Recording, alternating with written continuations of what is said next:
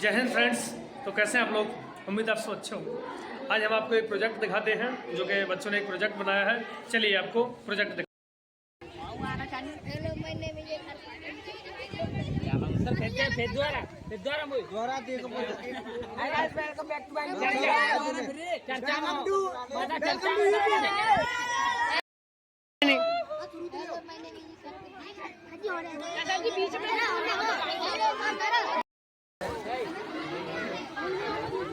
ये सब दो लोगों ने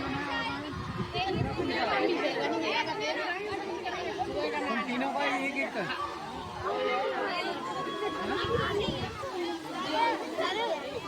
ऐसा करो इसमें से ये भाजी नहीं ये दे।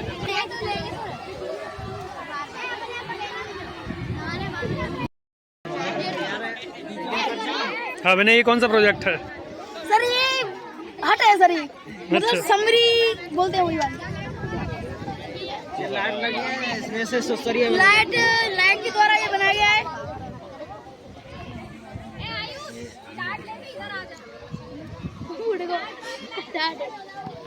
तार लग रही है। अब ये तार लगे, बैटरी लगी तो इसके अंदर एक लाइट मिलेगी। पकड़ इसको।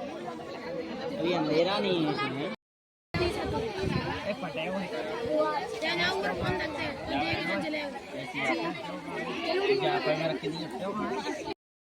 सुनो, ये हमारा रेन वाटर हार्वेस्टिंग प्रोजेक्ट है। इसमें हम लोगों को जो रेन का पानी है, बारिश का पानी है, उसको इकट्ठा करना बताया गया है। अपने यहाँ तो हमारा जो एरिया है उपोष्ण कटिबंधीय क्षेत्र में आता है। भूमध्य रेखा के जो पास क्षेत्र है वहाँ पे ज़्यादा बारिश होती है। ऐसे ही करके हमारा जो रेगिस्तान राजस्थान में, अगर हम उनके डिस्ट्रिक्ट में जाएंगे कई सारों में, तो उनमें रेन वाटर हार्वेस्ट का प्रोजेक्ट है जिसमें आपका वर्षा जल संग्रह इसको बोलते हैं। जिसमें जो बारिश का जल है इस टैंक में इकट्ठा होगा। इस टैंक से हम फील्ड में वेरियस क्षेत्रों में उपयोग कर सकते हैं, जैसे इरीगेशन, सिंचाई के लिए, कपड़े धोने के लिए, विभिन्न चीज़ों के लिए हम इस पानी का उपयोग कर सकते हैं। और आपने देखा होगा हमारे यहाँ जो गवर्नमेंट स्कूल है उनमें रेन वाटर हार्वेस्टिंग का भी प्रोजेक्ट चल रहा है। अपने गांव के स्कूल में जाना, सरकारी में देखना कभी, वहाँ पे एक पाइप लगा हुआ होगा, छत से पाइप आएगा और ग्राउंड में एक गड्ढा खोद रखा होगा उन्होंने, और ईंट वगैरह डाल रखी होंगी, और जो छत का पानी होगा वो सीधे ग्राउंड में जाएगा। इससे क्या होगा, जो हमारा ग्राउंड वाटर है वो क्या रहेगा, कमी नहीं आएगी उसमें। तो ग्राउंड वाटर विभिन्न माध्यमों से रिस कर ग्राउंड में जाता है, जिससे हमारा पीने का पानी अवेलेबल होगा। धन्यवाद।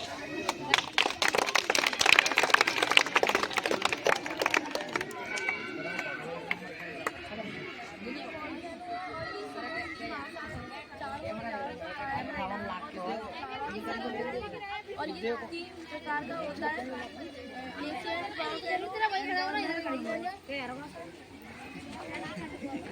ये देखिए, ये हमारा ज्वालामुखी का प्रोजेक्ट है। तो ज्वालामुखी हमारे पृथ्वी के अंदर जो लावा होता है, मैग्मा होता है, वो पृथ्वी की सतह पर आता है, तब इसको ज्वालामुखी वोल्केनिक एरप्शन बोलते हैं। हमारे यहाँ जो अंडमान निकोबार में बैरन द्वीप पे हमारे यहाँ जो ज्वालामुखी है, हमारे भारत का एकमात्र ज्वालामुखी है। ज्वालामुखी 3 प्रकार का होता है: active volcano, dormant volcano, extinct volcano. Active होता है जिसमें अभी लगातार विस्फोट हो रहा हो, उसको बोलते हैं एक्टिव वोल्केनो। डोरमेंट वोल्केनो उसमें बोलते हैं जिसमें अभी विस्फोट नहीं हो रहा हो लेकिन भविष्य में विस्फोट हो सकता है, उसको बोलते हैं डोरमेंट। एक होता है एक्सटिंक्ट, जिसमें पास्ट में कभी विस्फोट हुआ हो, अभी फिलहाल कोई विस्फोट होने के चांस नहीं है, उसको हम बोलेंगे एक्सटिंक्ट वोल्केनो। 3 प्रकार का वोल्केनो ये होती हैं ज्वालामुखियाँ। और इसमें जो आपका मैग्मा लावा निकलता है, इससे हमारी एक चट्टान बनती है जिसको हम कहते हैं इग्नियस रॉक, आग्नेय चट्टान। आग्नेय चट्टान बनती है, फिर ये ठंडे होकर सेडिमेंट्री रॉक बनती है, जिसे अपसादी चट्टान कहते हैं हिंदी में। फिर मेटामॉर्फिक रॉक बनती है, जिसमें हम लोगों को मार्बल प्राप्त होता है। ये सारी प्राप्त होती हैं, इन्हीं प्रक्रिया के द्वारा ये सारी चीज़ें प्राप्त होती हैं। ये प्रोजेक्ट हमारा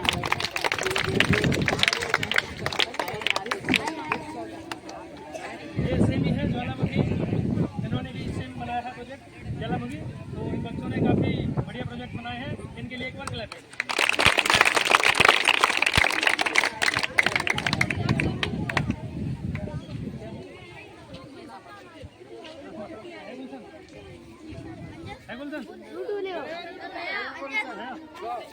जय अंधेरे में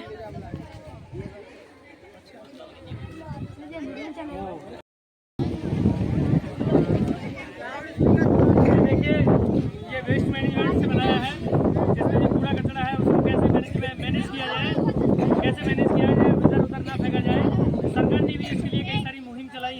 जैसे 2 अक्टूबर 2014 को प्रधानमंत्री मोदी जी ने स्वच्छ भारत अभियान चलाया गया था, उसके द्वारा कई सारे जैसे जो गीला कचरा होता है वो नीले बॉक्स में या हरे बॉक्स में, जो भी नीले और हरे बॉक्स 2 प्रकार के उन्होंने बॉक्स चलवाए थे, डब्बे चलवाए थे। तो गीला कचरा अलग डालना है, सूखा कचरा अलग डालना है। तो इसके द्वारा हम लोग वेस्ट को इधर उधर ना फेंकें।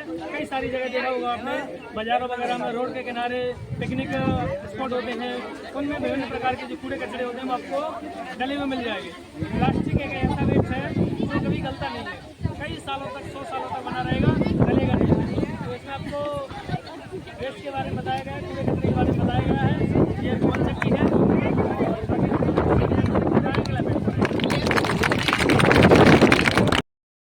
सामने 15 तारीख तक सब बच्चों की छुट्टी है।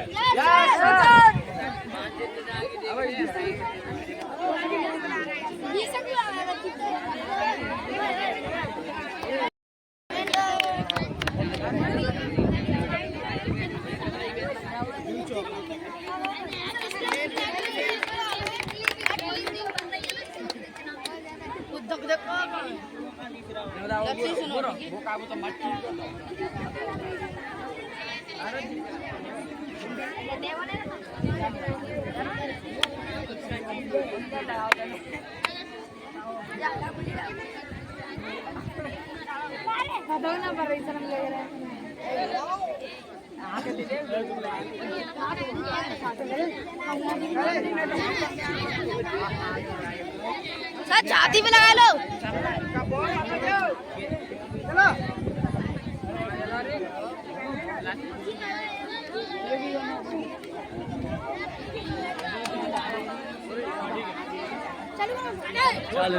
ये लाइटिंग हब है जो कि इस बिना ने बनाया है।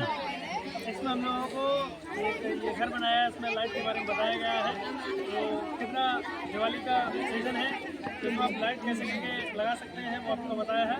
जैसा विभिन्न बैटरियों का इस्तेमाल किया गया है, ये लाइट आपको दिखाई।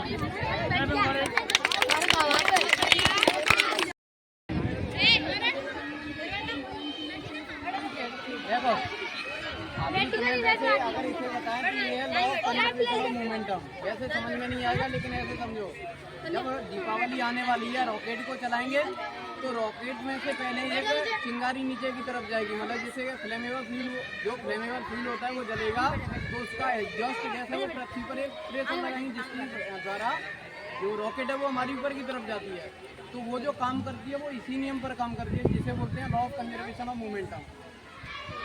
जैसे हम जो बंदूक में से राउंड को फायर करते हैं तो गोली आगे की तरफ जाती है, राउंड आगे की तरफ जाता है, बंदूक पीछे की तरफ जाती है। अच्छा ये पता है कि जब हम बंदूक चलाते हैं तो हमें एक झटका लगता है, सुना तो होगा।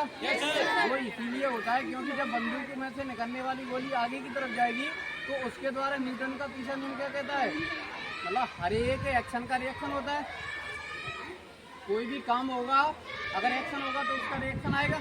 तो ऐसे ही ये रहता है, जैसे अगर मैं इसमें से एक पे फोर्स लगाऊंगा तो इसके द्वारा जो देखो, इसके द्वारा जो मैं इसे मोमेंटम शिफ्ट करूंगा तो इसके द्वारा दिया गया मोमेंटम लास्ट वाली को ही शिफ्ट करेगा और वही अपनी जगह पर रहेंगी।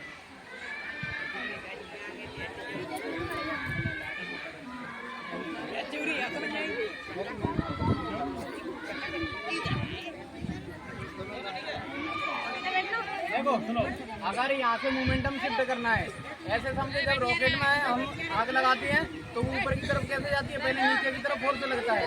तो ऐसे ही जब मैं इसे स्ट्राइक करूंगा, हिट करूंगा तो आगे वाली आगे की तरफ जाएगी। देखना जरा, एक ही जा रही है ना। अगर ऐसे ही मैं दो को करूंगा, अब देखो इन दो के द्वारा फोर्स लगेगा तो लॉ ऑफ कंजर्वेशन मोमेंटम कहता है कि आगे वाली दो ही बाहर जाएंगी और जो बीच वाली दो को अपनी जगह करेंगे। मतलब जितनी को हम आगे पीछे करेंगे, जितने पर हम फोर्स लगाएंगे उसी के द्वारा क्या रहेगा, वो आगे की तरफ मूव करेंगे। ऐसे अगर हम 3 के द्वारा फोर्स लगाएंगे तो 3 आगे की तरफ जाएंगे, पीछे कुछ भी नहीं रहेगा। दीपावली पर जो रॉकेट चलाओगे वो इसी प्रिंसिपल पर काम करेगा। ठीक है, इतना ही बहुत है। धन्यवाद। ये देखिए, हमने इसको विभिन्न माध्यम से हम इसमें सॉइल की जो लेयर है उनको देखेंगे। ये आपका ट्री है, इसको मानो ये सॉइल है, मिट्टी है। पहली लेयर होती है मिट्टी में ह्यूमस, जो पेड़ पौधों जानवर जो सड़ गल जाते हैं मिट्टी में, जो ऊपर की लेयर होती है वो ह्यूमस होती है, ये बहुत ज़्यादा उपजाऊ होती है। दूसरी लेयर है टॉप सॉइल, इसमें आपको पेड़ की ये जड़ें दिख रही होंगी। दूसरा है सब सॉइल, तीसरा है पेरेंट मटेरियल, तीसरा है बेड रॉक। बेड रॉक ये जो चट्टानें होती हैं, जो हमारा वाटर है जो इसके ऊपर ही पाया जाता है, और ये बेड रॉक जो बड़ी बड़ी चट्टानें होती हैं इसके नीचे लावा पाया जाता है। तो आप इसके प्रोजेक्ट को देख सकते हैं, क्लैपिंग फॉर इट।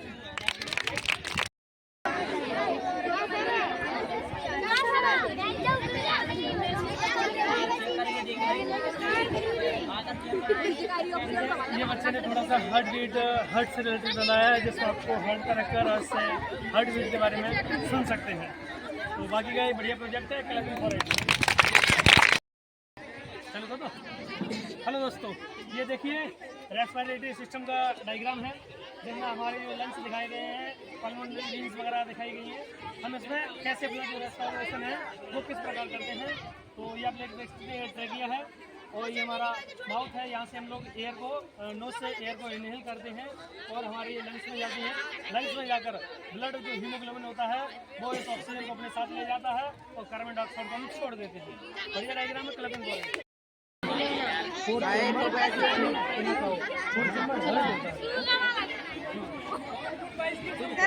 क्या बोलेंगे, ऑन बोर्ड बाइसिकल वाले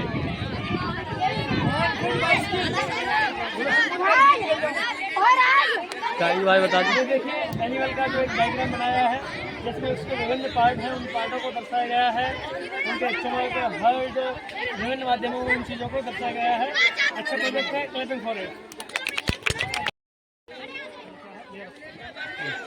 ये देखिए लेयर ऑफ सॉइल है, इसमें विभिन्न तरीके से डायग्राम विभिन्न कलरों के द्वारा हम लोगों को सॉइल की जो लेयर है उनको दिखाया गया है। आप लोग चित्र में देख सकते हैं। अच्छा डायग्राम है, क्लबिंग फॉर इट। आगे देखो, आगे देखो। ये देखिए फोटोसिंथेसिस का डायग्राम है, जैसे हमारी जो सनलाइट है वो फोटोसिंथेसिस प्रक्रिया के द्वारा पेड़ पौधे हैं वो अपना भोजन बनाते हैं। ऑक्सीजन चाहिए होती है, पेड़ ऑक्सीजन छोड़ रहा है, कार्बन डाइऑक्साइड को ले रहा है, क्योंकि कार्बन डाइऑक्साइड की नीड पड़ती है सूरज को, और ये कार्बोहाइड्रेट है, लाइट है, बाकी का ये डायग्राम दिखाया गया है। अच्छा प्रोजेक्ट है, डायग्राम है। मतलब जितनी को हम आगे या पीछे करेंगे,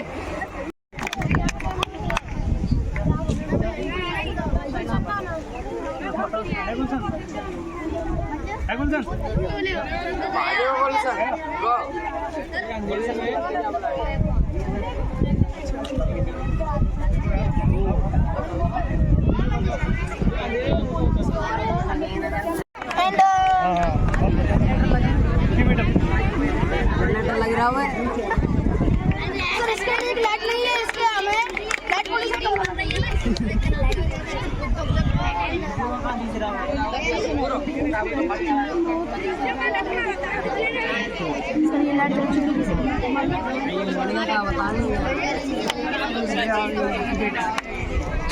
बताओ अब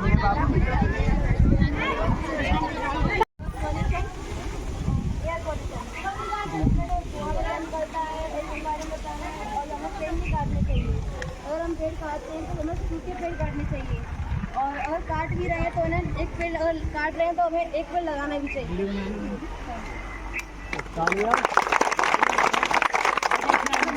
इस प्रोजेक्ट में हम लोगों को विभिन्न प्रकार के पोल्यूशन के बारे में बताया है, जो कि जनरली अभी एयर पोल्यूशन बहुत ज़्यादा फैल रहा है। आगरा की हवा देखिए आपने, बहुत ज़्यादा खराब हो चुकी है स्थिति। अगर आप टीवी ऑन करके देखेंगे अभी तो दिल्ली की जो एयर है बहुत ज़्यादा खराब है। एयर को हम AIQ जो इंडेक्स होता है उससे मापते हैं। दिल्ली, नोएडा, इनकी हवा इतनी दूषित है कि इसमें हम प्रॉपर सांस भी नहीं ले सकते। जो अस्थमा के लोग हैं, जो बीमारी है, जो बच्चों को दिखाने जा रहे हैं, घूमने जा रहे हैं, तो उसमें कोई चीज़ देख रही है, कई सारी फैक्ट्री है, उनसे केमिकल और विभिन्न प्रकार की जो फैक्ट्री है, पेंट बन रहे हैं, जो पानी रास्तों से हो गए, लाइट जल रही है ग्राउंड वाटर और इससे जो ग्राउंड वाटर पॉल्यूटेड हो जाता है, पीने के लिए नहीं रहता। आप लोग और जैसे आगरा में जाएंगे तो लाइटिंग। पानी नहीं है। Thank you. हमारे यहाँ अच्छा पानी है। तो ये वाटर पोल्यूशन का कारण हो गया। और दूसरा हो गया एक साउंड पोल्यूशन हो गया, जिसमें आपके जो कितनी सारी ये आवाज़ें हैं। एक प्रकार का और पोल्यूशन चल रहा है अभी फिलहाल में, लाइट पोल्यूशन। हाँ, लाइट पोल्यूशन। पिछले साल बात है, एक अमेरिका में रात को लाइट चली गई थी, अंधेरा हो गया था चारों तरफ। हमारा जो वाटर है, वाटर भी हमारे लिए अवेलेबल रहेगा, ग्राउंड वाटर अवेलेबल रहेगा, नदियों के लिए अवेलेबल रहेगा। और दूसरे नंबर पर एयर पोल्यूशन है। एयर पोल्यूशन, ज़्यादा एयर होगी, मौजूद होगी हमारे एनवायरनमेंट में, तो पोल्यूशन कम होगा। एयर पोल्यूशन एक और माध्यम से होता है, जैसे हमारी AC वगैरह हैं आज के समय में, फ्रिज है, सबके घर पर फ्रिज है, इससे गैस निकलती है CFCS, क्लोरोफ्लोरोकार्बन। ये गैस हमारे एनवायरनमेंट के ओजोन लेयर में होल कर दिया इसने। इसके कारण जो सूर्य से UV रेज़ आ रही है वो पृथ्वी तक आ जाती है, और इससे भयंकर बीमारियाँ, स्किन कैंसर, विभिन्न प्रकार की बीमारियाँ फैल रही हैं। तो पोल्यूशन को हम साथ मिलकर पोल्यूशन को कम से कम करने की कोशिश करें। धीरे धीरे सब लोग इस मुहिम में जुड़ें।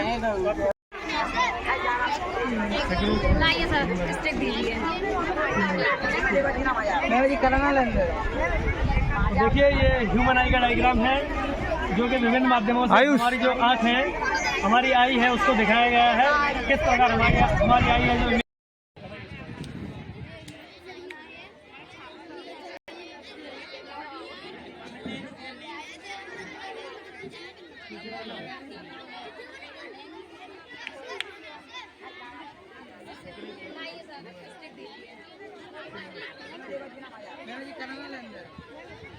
देखिए, ये ह्यूमन आई का डायग्राम है, जो कि विभिन्न माध्यमों से हमारी जो आँख है, हमारी आई है, उसको दिखाया गया है किस प्रकार हमारी आई है जो इमेज बनाती है।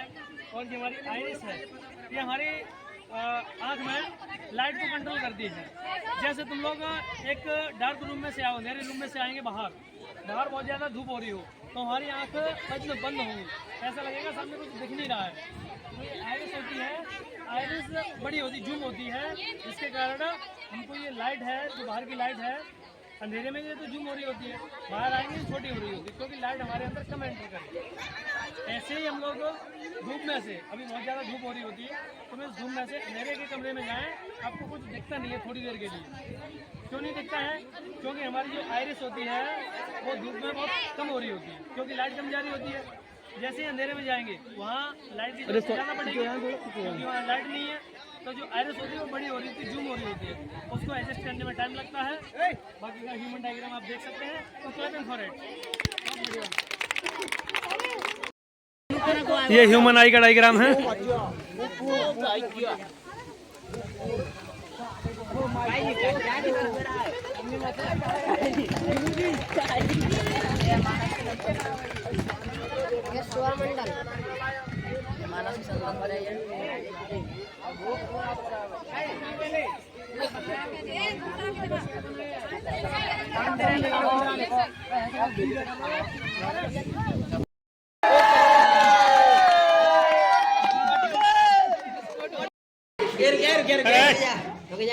देखो सर, ये ज्वालामुखी फटने वाला है, कृपया करके इसको देखें।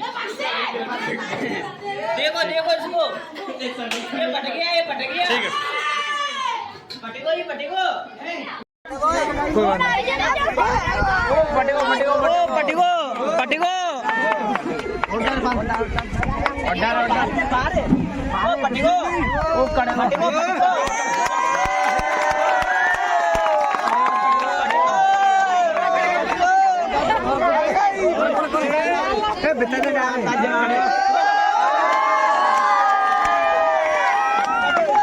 देखिए,